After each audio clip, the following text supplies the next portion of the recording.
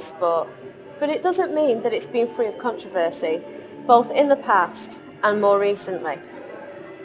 If we're talking about the Higgins case of a year ago, which was something which was a bit of a bombshell at the time, something that I didn't anticipate so much, although I had a few weeks before created a disciplinary unit with my ex-Scotland Yard young man who's an exponent of maintaining integrity.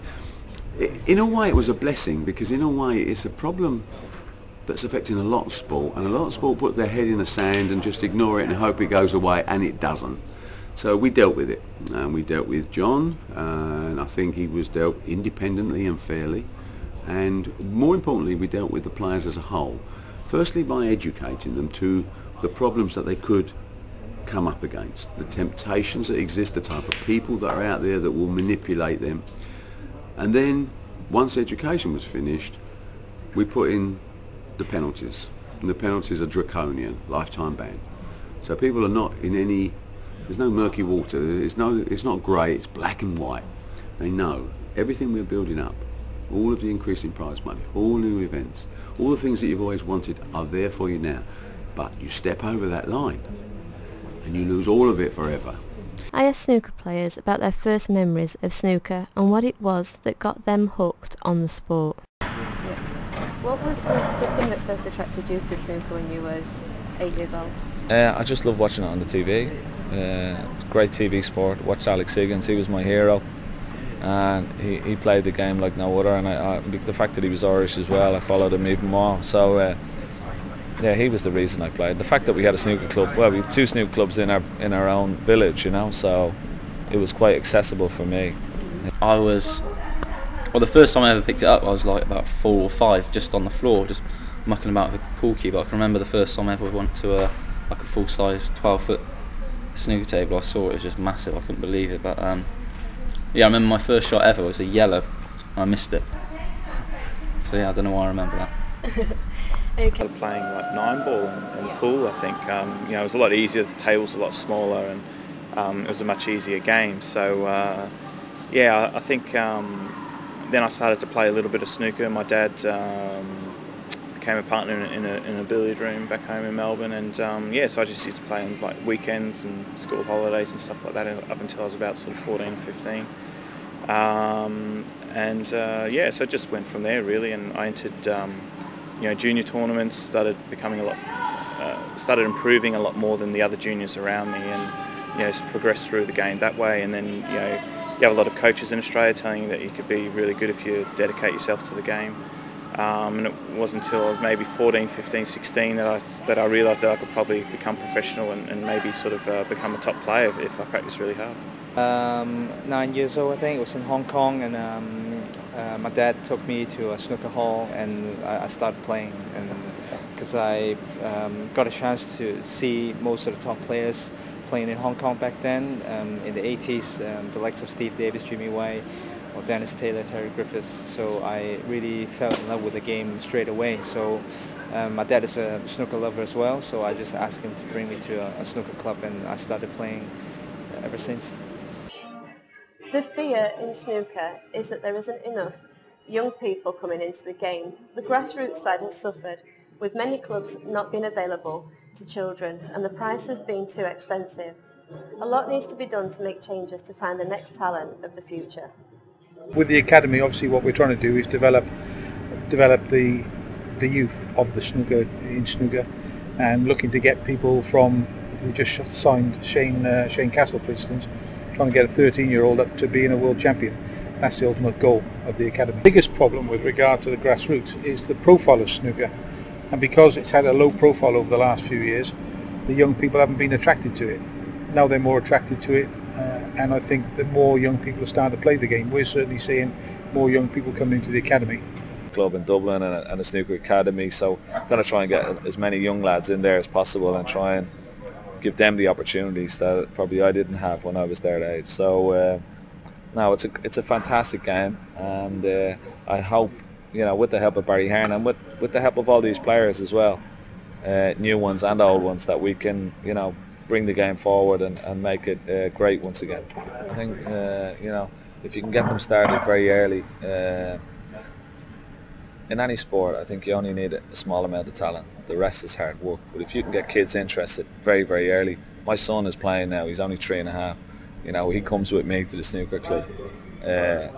You know, just to bash balls around. He loves it. He absolutely loves it. But you have to get them in that early, or a little bit later even. I mean, I started playing when I was 8, like, you know, and that's time enough really. But you have to get them in early so they can have an eye, develop an eye, hand-eye coordination. It's very, very difficult, particularly with a stationary ball.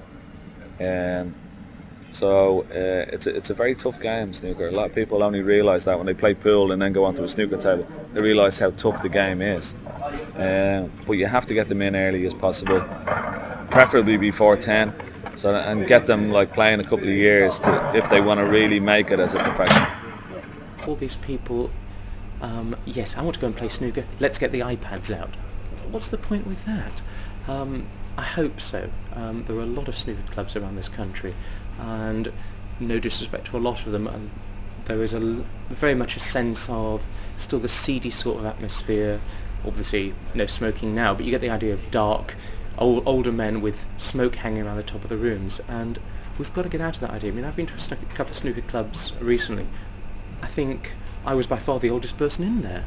So if people can just get out and play, that's got to be helpful and help the next generation coming up. So with the changes we've got coming through, all the ways to engage people, to get them excited about them, to bring them into the game, yes, some people will say, well, you shouldn't be having pop music, you shouldn't be having cheering, you shouldn't be having all these variants. Why not? It's bringing people in. You can't just stay the same way and say, oh, but this is the way it's done. It's not working. So hopefully people will see this, they'll get excited about the game. That's what we want. If people can get excited about snooker, they'll start playing it, they'll come in through the doors, and that can only help the future. I think snooker's now just coming back a bit now. I think promoting it a bit more with Barry Earn on TV, a lot more tournaments now. It's something good for the game, and obviously hopefully for the grassroots, young people will start playing snooker again. Do many young people play snooker here in Doncaster? Not as much as we'd like, to be honest. I mean, obviously now at the moment we've got some great deals on now with the youngsters now. We have 1-2 hours for £6, and also we've got the play all day, which is £14, and they can play free for the next 6 days. So it is giving incentives now for the young people to come into our club. I think a lot of them have a go anyway, and they know what the game's about. I mean, they're probably very familiar with pool at least, which is a similar game in terms that you need a cue and you need a good stance and everything. It's the same sort of principles technically. So, yeah, I mean, hopefully they do. But I mean, some people find snooker very frustrating because you do need an inborn talent, you know, the gift from God, so to speak. And you know, if they're not seeing the balls go down, they find the tables a bit too big, like a football pitch, then they get a bit dissuaded from playing and probably stick to pool. But you know, it's I think, you know, snooker with the grassroots now and the coaching initiatives being forced upon us with World Snooker's ideas, I think it's great for the game, and it will secure hopefully a long and successful future for the game. Yeah, definitely. I think, you know, the shorter formats are definitely more attractive for the younger people and the punters. So you know, they're good for us as well. They're good to be involved in, and hopefully that'll drive the interest in the game. Well, they're our future, and without them we have nothing. If young people don't get involved in snooker, then snooker will finish. It's as simple as that. Every sport and every business faces the same problem. And how do we get more young people in snooker? I think we'll let Barry get on with what he's doing, because he's doing a great job. Street snooker is a kickball game which brings all the developmental benefits of snooker to the playground by linking it to other sports like football and netball and so on. So you can play it by throwing or kicking a ball against snooker coloured targets on the wall. Kids can enjoy that's physical.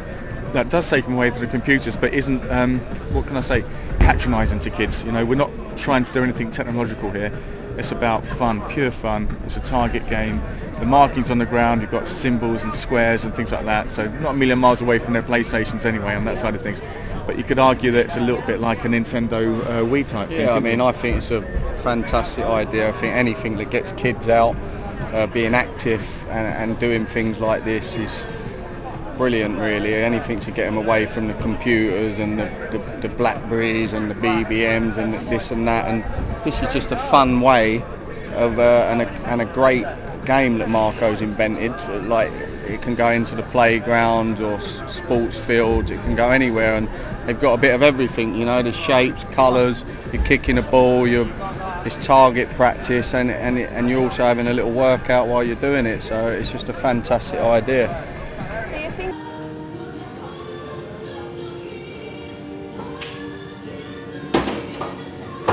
And that was more luck than judgment that the ball went into that pocket. Snooker is not as easy as it looks.